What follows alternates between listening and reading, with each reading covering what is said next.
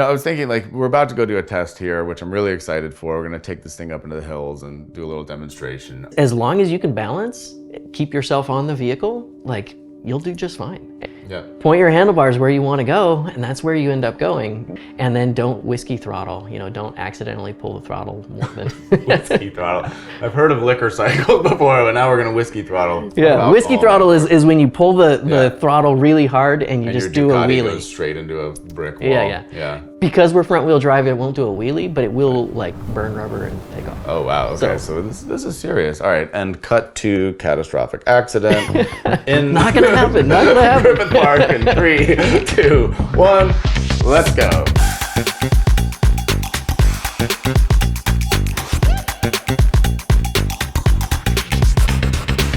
Hey Ross, how are you doing? Tim, pleasure to meet you. So it's great to have you on the show. First of all, is humanity doomed? No, definitely not. I'm of like the positive viewpoint, the Star Trek version of future. Why are you optimistic? I feel like it's maybe easier when things are changing to make good things happen, even if the changes aren't necessarily good, just because when things are really entrenched, it's really hard to make anything happen. So, whether it's good or bad. Well, what are you trying to make happen right now? Well, so the whole goal of XOTO is to figure out how to get more people onto motorcycles and enjoying that feeling of connectedness that comes from riding. So you think we have a shortage of organ donors and we need to increase that ratio, or? No, we need to make it safer. I think that's the main reason people don't ride. So with technology and proper design, can we make motorcycling more safe? And with XOTO, I feel like we've done that. What was your impetus for getting into this? Why did you decide to build the product that you did? If you've been riding for long enough, you know people that have had motorcycle accidents, and you learn from their experiences, you learn from your experiences, and the goal is always to be a better rider and stay safer. And that's hard, right? You don't know your limitations until you go past them. Yep. The idea was, could we design a vehicle that made that risk less, that you could actually find your limitations, you could ride at your limitations, instead of having a disastrous consequence, you'd have you'd slide and catch it and keep going, which is something that doesn't happen on a two-wheeler very often. Your contact paths are just so small. You're always kind of on the edge of losing balance anyway, and then you throw other vehicles into the equation, and you end up with something that's really difficult. So in designing XOTO for urban mobility, we looked at how do we make it so easy to ride that you're not constantly looking for all of the obstacles you could miss the other vehicles. And you're just gonna get T-boned and stuff. Yeah. Right. Or you're looking at those big vehicles and you miss, that somebody left a shovel in the middle of the road. I had a blowout. Those military grade tweezers? They're like made of stainless steel. They're it's like the perfect item to completely destroy a tire. I hit that back tire on an e-bike.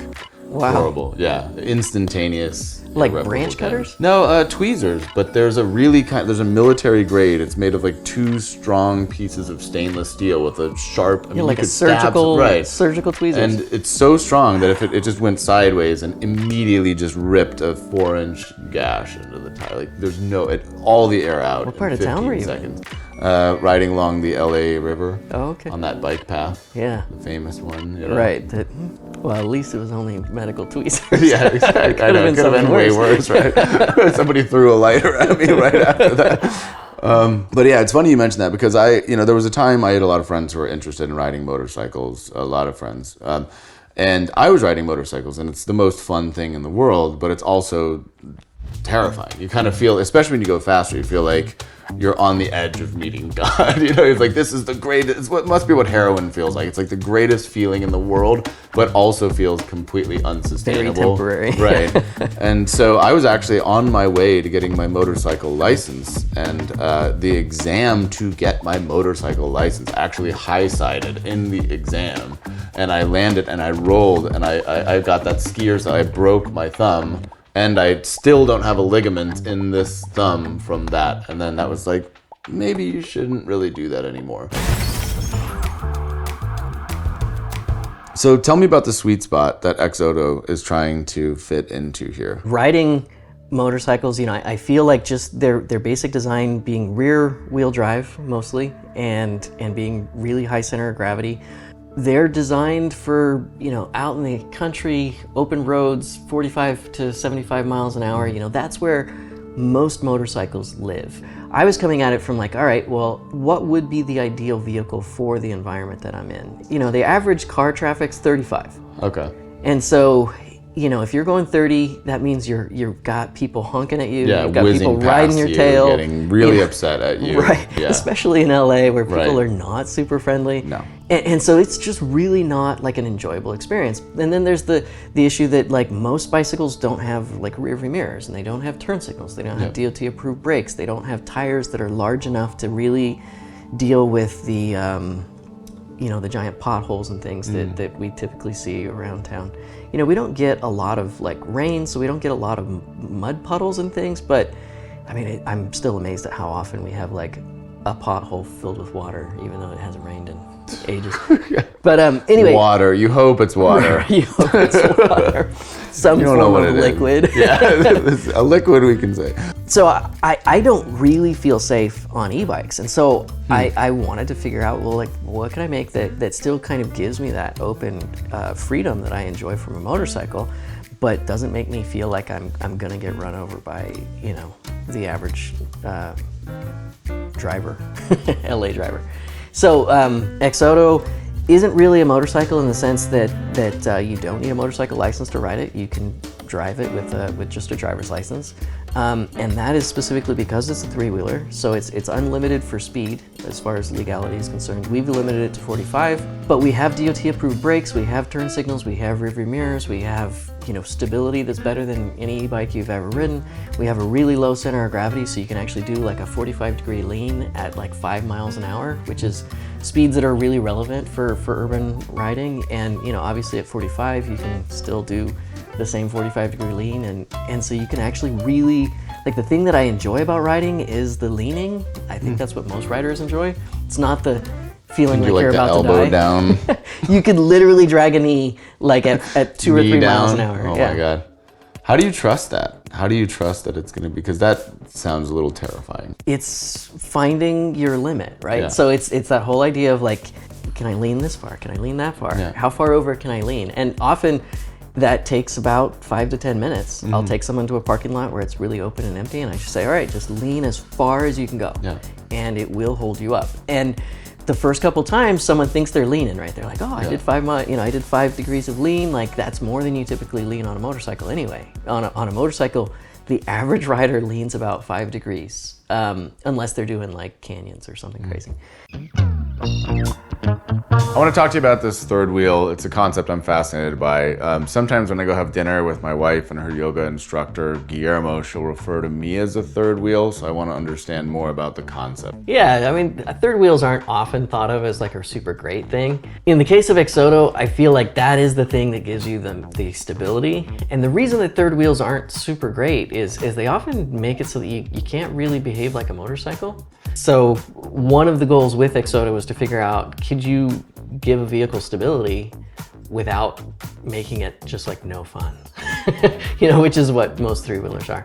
And I think we did that. Like, being able to actually lean the vehicle and be able to maintain stability is what is fun about riding, and we managed to do that really, really well. It's also front-wheel drive, which is something that is lost on some people, but like front-wheel drive on cars makes them more stable and you don't slide out as much. And it works even better on a motorcycle, that if you just point where you want to go, that's where your power takes you, and that reduces some of the complexity of riding. So just trying to, talking about being able to just enjoy your ride, if you're not trying to figure out like, oh, am I going to lose traction in this situation, then you can just enjoy riding. So the next time I talk to my wife, I can say that she's actually paying me a compliment when she calls me a third wheel, because I provide much needed stability and support. Control. And control, yeah. I think she'd agree. Maybe you don't want to go there. Control. Get out of here. Yeah. Have you personally always been entrepreneurial? Is this something that you've always known that you wanted to do? And what does it take to make a company like this? Yeah, I mean, I guess really I have always been entrepreneurial in the sense that like I used to sell things to my friends in kindergarten. I did artwork, and I did bracelets, and I did clay things. Yeah, I don't know. There was always things that I was selling at school. But I think in my adulthood, like, I think it's been a real learning experience. You know, trying to figure out how to market something, how to actually make the thing that I have in my head. I've always wanted to make things. So being an artist and a creator was always something that I knew I wanted to do. Leading into engineering and manufacturing of very complex things, that's something I've learned over time. But yeah, I think it was always kind of in my path. Well, what's a dream scenario for you if everything goes right? What do you hope to happen here? So we have 80 of these vehicles in the US. Okay. So we are looking at those as technology demonstrators. I think it's a lot easier to prove to somebody that something unique and new and different actually works when they can really ride it and when they can ride it on a daily basis for a long period of time. So those 80 vehicles are going to get sold into the United States market in one way or another. We have 3 different markets that we're targeting, and you know, being able to actually pilot each one of those markets and prove that they actually behave well in those markets will be really great. And then our next phase will be to manufacture thousands of these. And my goal really is to change the way people think about how they get around. You don't always have to take an SUV. You don't always have to take this gigantic vehicle. If you know where you're going and you know what you're doing, choose the right vehicle for that trip. Yep. I think, you know, there's something in the American Constitution that you have to take a truck, or you have to take a car. You're legally required, if a distance is over the distance from your bed to the refrigerator, you must take a car, right? Yeah. It seems like there's like this Swiss Army knife mentality, right? That you have to take a vehicle that might protect you in every edge case scenario, right? Yeah. I feel like a lot of Americans buy vehicles for the edge case. Like, That's true. I might go That's off-roading true. sometime. Right, that's like the Cybertruck's whole philosophy. Right. Like, you're gonna go camping and you're gonna have a gas leak and you're gonna need to protect your family. And you might have to take all 14 of your relatives and somewhere. you might need to power your house and camp in the back. Yeah. And meanwhile, you're just going back and forth to 7-Eleven a quarter mile every single day. Yeah, I'm totally sold, and especially in an environment like this where you have so much sunshine, it doesn't make sense to be shielded from all of this niceness. I mean, that's what you're paying so much money to be here for, to be out in nature, to experience that. And I agree, the part, like, I take my kid to and from school on the back of an e-bike. I'm the only one who does this. Maybe there's one other family. It's catching on. And there's always a line of cars down the street, and they're waiting, and they're frustrated, and I just go, zoop, zoop, zoop, zoop, zoop, drop her off, and I'm gone, right? I'm out of there before they even get in there. It's just like, if everybody did this, it would make our lives so much better. But, you know, yeah, who is the irresponsible one in that situation, right? And it's a great conversation starter, right? Yeah. I don't know how many times you've had people stop and talk to you about it. I assume it's a lot. Yeah. Sometimes I get yelled at in my neighborhood, though. Like, a guy wanted to go right, and I was in the bike lane. He's like, I'm trying to go right. And I'm like, I'm sitting here, dude. And he's like, can you move? No, it's a red light. And he's like, I don't need to wait. I'm like, well, you do need to wait, because there's somebody here. Yeah, I'm the reason you need to wait, and I'm not going anywhere. Plus, you're in the bike lane. Yeah, Because you're on a bike. Right. I'm in the bike lane. There's nowhere for me to go. It's a red light. I'm not turning right. I love that the first time that I met you, you gave me the keys to this thing in the middle of downtown Los Angeles during the middle of rush hour. I turned onto a street that definitely had thousands of cars on it. How did that go? It went okay, right? But it was also the first time I was like, this is a bad idea. I started to question that way. I was like, what did I sign my life away in that waiver? You know? Well, so what's crazy is I've literally done that same thing with people that have never ridden a bicycle before. Yeah. And we've never had any negative experience. So we're out here in Griffith Park. I'm really excited to give this thing a spin. First, tell us about some of the new things you got going on here. I noticed there's a camera on the front. Yeah, so these don't come standard, but there's some of the things that we're working on. So we've got, you know, a high definition camera in the front and a high definition camera in the rear. With this control panel here, that should allow us to actually detect people that are approaching quickly. One of my biggest fears is getting hit from behind when I'm riding by cars. And so this will actually give you a warning whenever somebody's getting close and riding in your blind spot, etc. But also just records your ride. So you have record of it. Sweet. That's awesome. All right, so like top benefits of using this versus a bike versus a car. So front wheel drive. Okay. Being able to do a really deep lean. That looks like me after 4 beers. Yeah. And you know, so you have more control than what you normally would get out of a two-wheeler. Being able to go 45 miles on a nickel. For $6, $7, $8 a gallon, whatever it is these days out here. That's pretty sweet. So another thing that I want to talk about, like the knock-on effect of trying to do something like this, right? Yeah. And doing this has gotten you involved in some other projects as well, right? Yeah, so I've always been excited about vehicles and moving things around. So I'm currently involved in a heavy lift drone project. I've also been working on a project for a moon rover, which I'm pretty excited about. Really, awesome. Really new stuff, but should be pretty cool. So you start with 3 wheels and then you end up on the moon, right? That's awesome, man. I'm excited to see what this thing can do. There's no cars allowed on that road over there. We should be fine. That's right. Let's go.